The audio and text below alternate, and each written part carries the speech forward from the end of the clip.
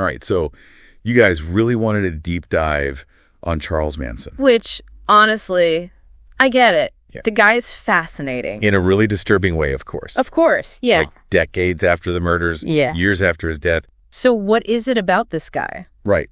What is it about Manson that still has this grip on us? Yeah, it's a question a lot of people have. And, his death in 2017. It really brought that Manson story back front and center. It did. We had to look at not just the brutality of the crimes, right, but the why. That fascination, yeah, that's a big one. Yeah. So I guess to start, we should give a little background. So I'm sure most of you listening already know the basics. We're talking Charles Manson, leader of the Manson family. Orchestrated those horrific 1969 Tate LaBianca murders. Yeah. Totally shocked the nation. Absolutely. But the thing is, how did he go from petty criminal to a cult leader with this magnetic manipulative power? That's the question, isn't it? A lot of it goes back to Manson's early life. Okay. A lot of instability, in and out of institutions. There's no real sense of belonging, and that created this need for control.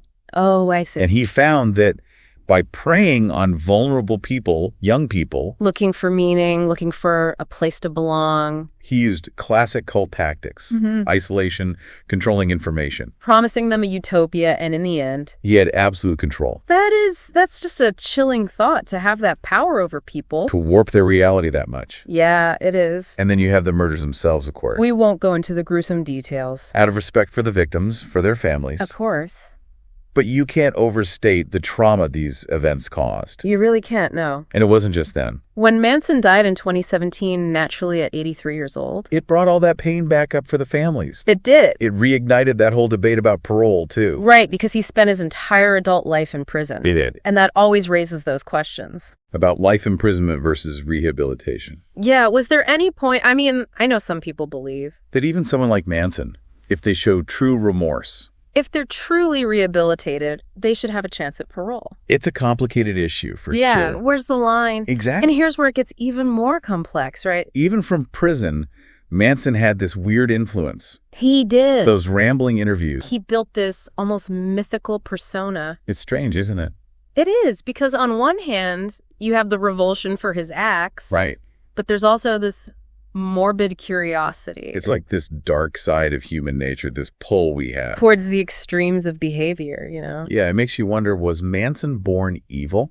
Or was he a product of his circumstances? It's the age-old nature versus nurture debate. And then, there's everything after his death. Oh, yeah. The legal battles over his estate, his body, people coming out. Claiming to be his heirs. Like vultures. It's like the fascination never ends. It really doesn't, and it makes you think about our relationship. With these infamous figures, Even in death, that notoriety grows. It's like it's amplified or something. Yeah, exactly. And speaking of amplification, Manson's legacy is all over pop culture. His image, the family, it's in movies, books, music, art. Oh, yeah. It's like he's become shorthand for evil. It's true. And look at a movie like Once Upon a Time in Hollywood. Re-examining the family through a totally fictional lens. What do you think it is about this story that keeps drawing in artists? Well, it's unsettling for sure, but it shows how much this story has sunk into our collective consciousness.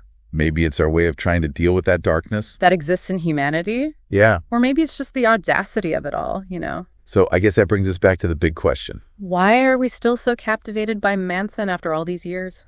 Is it a warning, a fascination, or maybe both? It's definitely worth thinking about, that's for sure.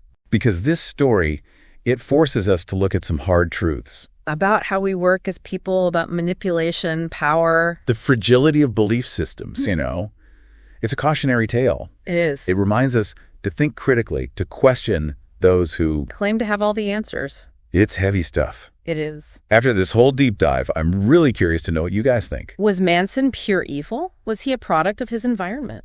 Let us know your thoughts.